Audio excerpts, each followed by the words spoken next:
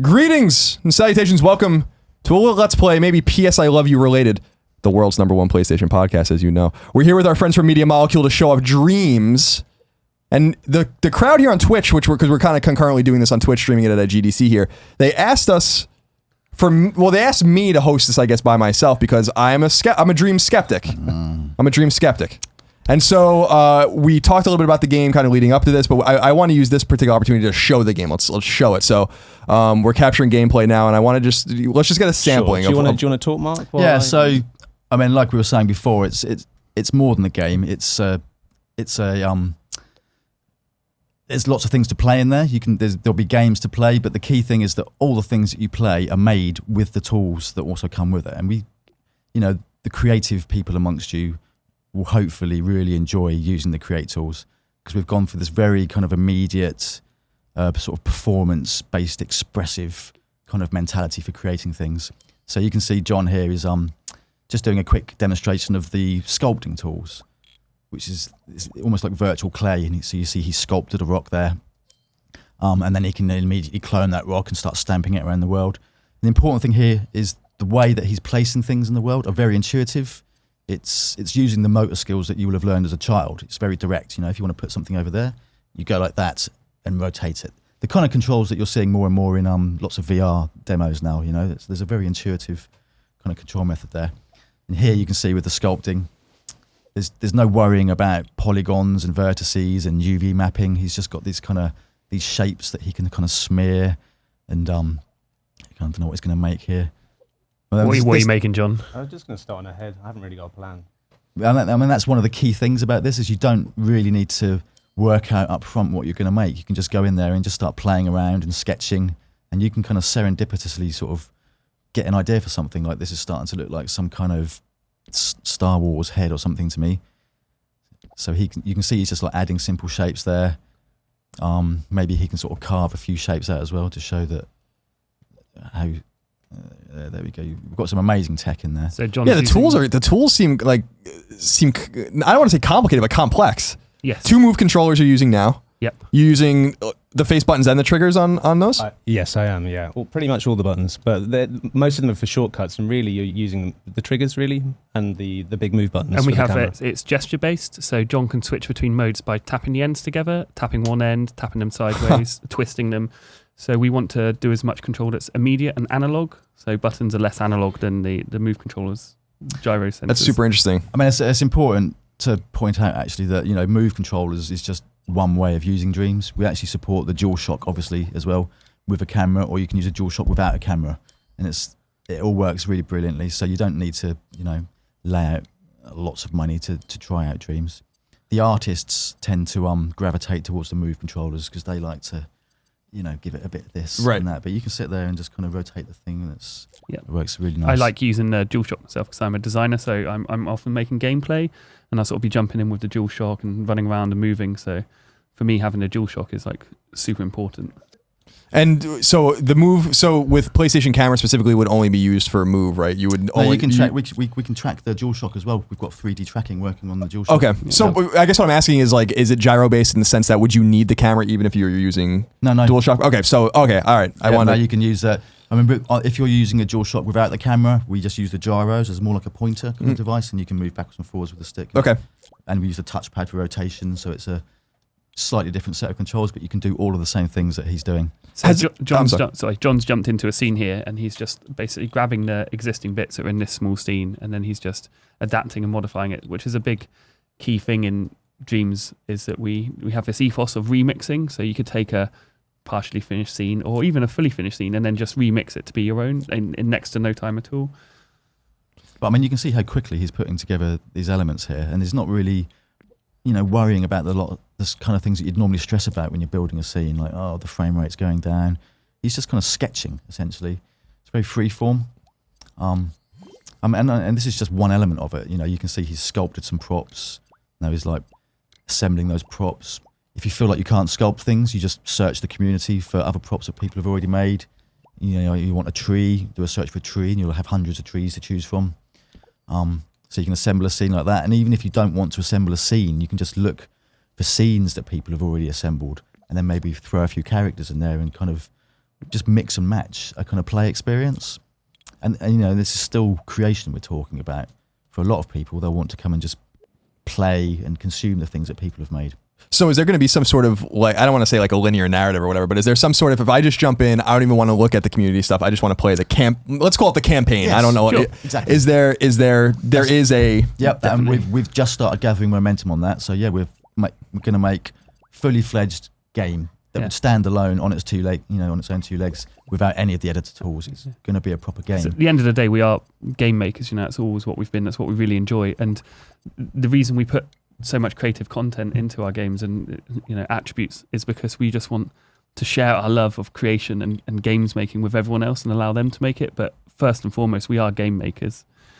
And how would you describe, this is what I'm most curious about, is how, because I know that in Little Big Planet you can make really whatever you wanted, but it is a side-scroller, side-scrolling action game, let's call it. Yeah, so what's our game? Yeah, like what is it, because it seems third person? I mean, this is one of our challenges, is because it is an incredibly flexible tool. I mean, at its heart, really, it's a really flexible game design tool, as flexible and powerful as something like Unity, maybe. You know, so you can make anything you can imagine. So our challenges are like, well, what are we going to make with this, and what do we focus on? So what we're settled on, I don't know how to describe this, but I'd describe it as a tactile, interactive adventure game, because this kind of idea of performance that I talk about with the create tools, we want to bring that into the play as well. And you know, when we started making this, it wasn't so common, but now because of VR, the kind of things we're talking about become more common. So it's simple things like you go up to a door and you want to open that door, you reach out, grab the door, and pull the door open like this. So there'll be lots of tactile, interactive puzzles that you see that little orange kind of hairy thing with a light on top of his head. Yes, that's your main kind of avatar in the game. That's you in Dreams. So it's almost like a glorified 3D cursor, really, is the sort of dry version of it. When you're playing, you can use that to interact with the world. So you could be solving, like a tactile puzzle box or something. And then the other mechanic that we'll use a lot is this idea of possessing characters. So you can see his imp just jumped into that character there. And now you're controlling a character with familiar stick controls. We've got this slight addition of being able to perform with the character, so you can kind of act and do silly things. So if you want to play through a game, you can kind of, be silly, makes it more interesting to watch. So really, we're going to be focused around that mechanic of exploring worlds with these different bipeds and vehicles, and then coming out and manipulating the world with the imp to unblock progress. the game is beautiful. Like, Yeah, this is kind of a take on Cezanne. One of the This artists particular is, scene, is really inspired by Cezanne. So he decided to pretty much recreate one of his famous paintings. But what the engine really allows is it's really interesting. When you see a game normally, you can work out which team has made it. I think Dreams is very good when you see a scene, you can see what person's made it. And that's been a tenet of the art director's vision, was to allow that to come through. That's very to cool. have real personality to each of the scenes. I would say with the idea of the game and the kind of the bold, imaginative nature of it, you'd know what studio made the overall game. I think. And just like Little Big Planet, the thing that I just tried to describe probably quite badly is kind of going to be the meat and potatoes of the game experience. But there'll be lots of like secret side missions that you can unlock that kind of, 1 minute you might be playing a mini game that's a traditional shooter or something, or a racing game or something like this. And that's because we want to sow the seeds with what's possible with this for the creators to sort of, say, well, look, here's some examples of what you can make. Hopefully that'll give you some ideas to go off and make, wilder and wackier things. Is it fair to say, and I don't know if it is, but I'm curious what you guys think of it, is it fair to say that in kind of the balance, the scales of creation versus play, which Little Big Planet I think was more play than creation and more emphasized, maybe like you can just jump in and play. Are the scales a little bit reversed here, where you're going to kind of maybe emphasize or rely more on on creation than No, so you think the balance is the same? I think it's. I think anything like this, something like YouTube is probably a good comparison. Most people watch YouTube. More people watch YouTube than actually upload or contribute videos. People will upload, themselves falling over or whatever. Right. You see what I mean? It's probably a similar ratio, but we're always keen to encourage people to create, which is why we've tried to make the create tools much more playful. And the cool thing about the create tools actually is that they are fun to use, and they're also fun to watch. So even if what you make is rubbish, it was kind of fun doing it. It's a bit like I could give you a pot of paint and a paint gun, and you can spray it on the wall. You know, it's not going to be a work of art, but you had a good time doing it. So there's a very playful element to the Create tools. I think the Bob Ross phenomenon recently kind of emphasised the fact that people love to watch other people making things. In fact, we really want to just blur the lines between what is play and what is create. In our minds, they're kind of two of the same thing, you know? And like Mark said, having fun, shooting a paintball gun around the room and making it is creative, yet at the same time it's fun. It could be a game, you know? That's the kind of like, we don't see a line, we don't see this divide of play, create. We don't want to put more emphasis on create or more emphasis on play. We just think they're one and the same thing. It's seamless. Yeah, it seems like, I mean, like, just in seeing the scenes, and the scenes that we've seen so far, I mean, I've been paying attention to the game as you guys have been rolling things out, and then seeing what you guys are showing here, and it seems, it's dynamic in the sense that there's no, and I don't mean this in a bad way at all, there's no rhyme or reason to what you're seeing. It's like really whatever you want it to be. These particular examples that you're seeing here are literally just some scenes that we've put together and put some characters in. But and to show the broadness of what you can make. Just to give you a bit of a flavour of the kind of, you know, broad visual range that you can achieve. But I mean, just like Little Big Planet, there is the ability to put in logic and scripting essentially, so people can make games. And in fact, these two guys just come off the Train Jam. I don't know if you know about the Train Jam. Yeah, we were talking about that, but yeah, explain it to the. Yeah, well, when it was, I think you started in Chicago and then 52 hours. I think it's 2,300 miles, 52 hours in a small space with a lot of other people making games. Yeah, amazing scenery. But we made a game from scratch using our tools. Everything in it, from totally from scratch. All the art assets, all the music in there, the animation in there. Take a look at it now. So this will be something that maybe this will be the first thing people have seen in Dreams that actually looks a bit like a game. Like press X to play. Play. And we did this while on a moving train, which was quite shaky. And, you know, but it was really fun, and it was entirely made, as said, from scratch. Every single asset, to the audio, to the and that is one of the key differences between this and Little Big Planet. Because in Little Big Planet, you were kind of assembling scenes out of assets that we had made in, you know, Maya or Max or whatever. In this, everything is made almost from an atomic level up. So and no one believed me when they're like, "So did you do all this ahead of time and now you're assembling it?" It's like, no, I started this morning, and they couldn't wrap their head around that.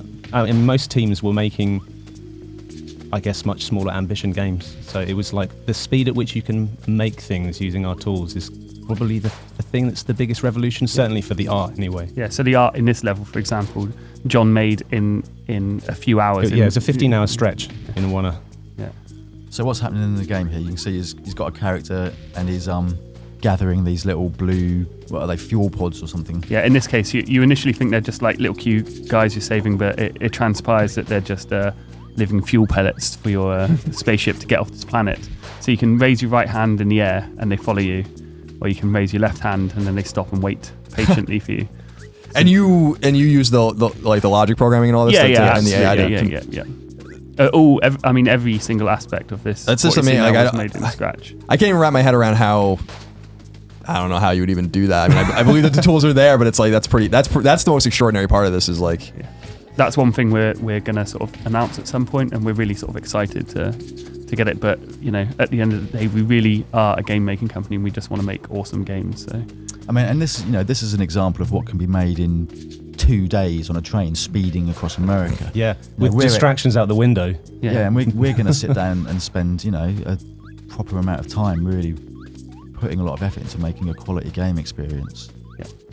So, and the tools aren't remotely finished yet. You know, we're still early, we're still in development, so we can make a game like this with unfinished tools when the game actually comes out and all those tools are finished. I have to ask. I mean, you must internally know. I don't know if you can say. I mean, this is clearly not this year. Is this a what are you guys aiming for 2017 for the game? Because it sounds like you guys are still very preliminary. Can I say when we're aiming for? No. Well, we're aiming for the Secrets. fairly near future.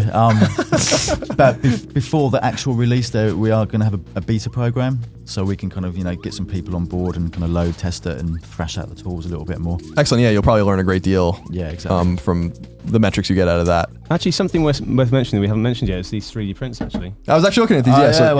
So the sculpting tools, which you saw a tiny bit of, doing there, it very, very quickly, but this is if you take a bit more time.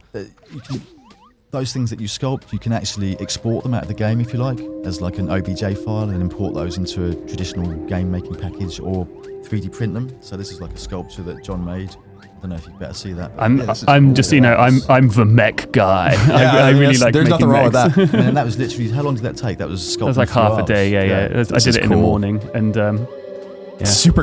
People can't see it at home, but it's like super complex. On the I can back. actually, in a second, I can load it up on the game. And unfortunately, we have just crashed. I'm afraid to say, but I mean, it's interesting when we. Oh, okay. It's interesting when we're sort of demoing Dreams, how many people are interested in just that aspect of it. Yeah. I mean, I'd love us to do a deal or something with someone like Shapeways or whatever, and have a button in the game where you can just send off your sculpt and receive it through the post. We can imagine making a board game with that as well. Yeah, exactly. Yeah, you can make all sorts of war games exactly. or whatever. Well, with something like this. And then kind of on the other end, you've got almost like sculpture art, which you could use to prototype, a sculpture that you wanted to make. and yeah, this is cool. This is really cool. I wanted to point out, even though we just crashed, the way our game works with the edits, you can just load straight back into things, and it saves all the time, so you never lose any work. You can just come straight back exactly to where you were. Yeah, It's serendipitous then that it was showing off like this. everything is. So there you go. That is the in-game representation of the mech there. there you And so go. you can see it doesn't have to look all painterly, even though that's the style we actually prefer. You can actually make nice hard-edged things like this, and then you can even remix this guy, because this is like the whole process of remixing. So you can grab a bit of him like that, shrink it down. Yeah, because for a lot of people, they'll be intimidated at You can creating. just make a mech tail like that, you see. So now I've just it's- completely. It's just fascinating to watch modified the that tools. mech. I think. And it still has all those details and the resolution.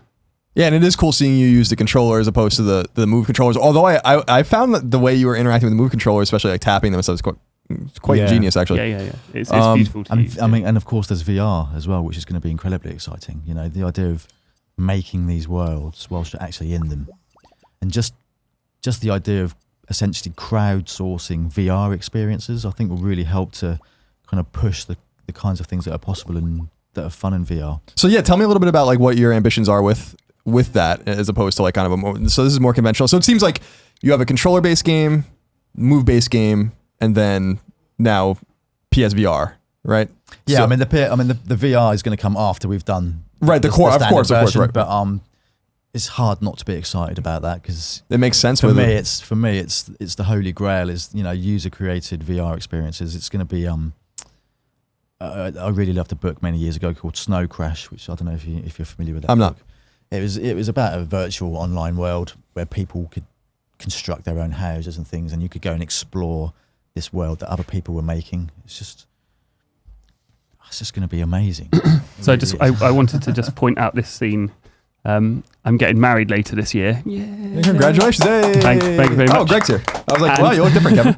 And so during one lunchtime, I sculpted our exact wedding venue. Then I brought my fiance in, and then we could decide virtually where we wanted to put the tables and what color the balloons would be and how many people it would be. So this is actually my wedding location. That's awesome. Made in Dreams, that it's it's brick for brick perfect of what it is. I took a load of pictures while we were out there. And I'm going to say, I'm going to respect the intimacy of the wedding. Some weddings are way too big. I mean, there's weddings that have like 200 people at them. What's through way that too many massive people. white bit there? That's a really lovely courtyard actually, but I have yet to sculpt that.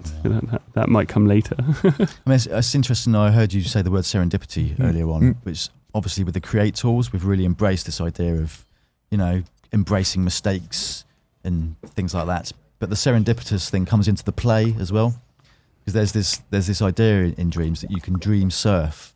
So this is purely for playing. You can go into a dream and play it, and you'll find a door in that dream. And when you go through that door, it can go to a random experience. So you'll actually have this kind of, this is where the dreams thing comes from, You go through a door, 1 minute you're in a studio, you walk through the door and you're suddenly in a desert. And there's this kind of mode where you've got this kind of random stringing together of experiences. So I think that's going to be really entertaining. And It's not, I mean, the game, it's making way more sense to me from a consumer perspective and from a critical perspective. It's making me so nervous for you guys having to put this game together because it sounds so complicated. It really does sound very complicated. It's from ambitious. your perspective. Yeah. Ambitious. That's a great way of putting it. Sure, there's been a lot of screwdriver fights and that kind of thing. But no, we And know. if it's not a struggle though, it's you're usually not doing it right. Yeah, That's true. I mean, you got to push yourselves to make something different. I think. Yeah. And it is interesting seeing, obviously there's an emphasis on tools in the creation of all games internally at the beginning, and then you make your game. But it's interesting that it seems like a lot or most of development will be spent making the tools, and it seems like a very honest kind of way to make your game in the sense that it's authentic. Like it's like we are going to make the game now using these tools we've spent years making. Yeah, we've just been very transparent and open, sort of from quite early on. But I mean, I've been making games since I was a teenager, which is a long time ago. It was only like 10 years ago, right? Yeah, something like that. To the power 2, maybe. But in my experience, definitely as a sort of as I went on in the games industry, there is a lot of time that's spent making tools, and often that is actually where the majority of time and effort goes. And then it's only when you've got the tools that you can sit down and make the game. So there is a lot of effort that goes into tools behind the scenes in other games companies. We're just making those public facing too. Now let me ask you guys a question. It's a candid question because a lot of people point at me and say like, "Well, I'm the Dreams skeptic and whatever." I can't be the only one, right? Are you guys? Is it common that you guys are getting feedback that people don't quite understand, or am I like an anomaly? Because I feel like when I talk to some of our fans, they're like, "What are you talking about? It's so obvious," and I'm like, I think that's because we've been showing the Create tools specifically, and it's only just recently that we've actually started hinting at what the game might be. Yeah. And internally, we're actually really gathering momentum on the game now. So, sometime this year, we'll be really making it very clear what the play experience is out of the box. "Yeah, I'm super interested." I mean, so it doesn't surprise me at all. Well, it's good to hear because sometimes I feel like I'm crazy. Greg makes me feel like I'm crazy. 2 minutes. All right. Well, let's wrap up then. Let's leave it like this. It's a PlayStation 4 game. Release date undetermined. All right. Yeah, that's annoying. I thought we were aiming for like. Mark, shut it down. Shut it down. He gets us into trouble. I feel. Make it then. Right? If there's any lip readers out there. Yeah. I'm gonna say it's a 2017 game, but that's unconfirmed. Okay, And cool. by That neither sounds good. Molecule or Sony. That sounds like a good target to me. And it's a PlayStation 4 exclusive. Obviously, Media Molecule is a first-party studio. Super pleased to see, obviously, DualShock with or without camera, if you want to track the light bar, and then PlayStation Move. Can you use one move controller, or would you need? No, would you, it is two moves. So similar to PSVR, I would say if you're excited about this game, maybe buy your moves now because I think they're really cheap, and I don't know if they're going to be so cheap in the future with PSVR coming out. And your camera, obviously, too, if you want to use that. And then with promise in the future, some undetermined time, PSVR support, which is super exciting. I think that's actually where this game might shine even more. Yeah. I agree with you. I think that the potential for that, I think, is super exciting. So, gentlemen, thank you for joining me on this. We'll wrap up this video now. This is, of course, streaming on Twitch as well, but that's not important to you if you're watching this on YouTube. Watch PS I Love You. Listen to PS I Love You. It exists for you. #1 PlayStation podcast on the internet. All right, we love you. Bye. Thank you. Thanks, guys. Kevin, cut the video.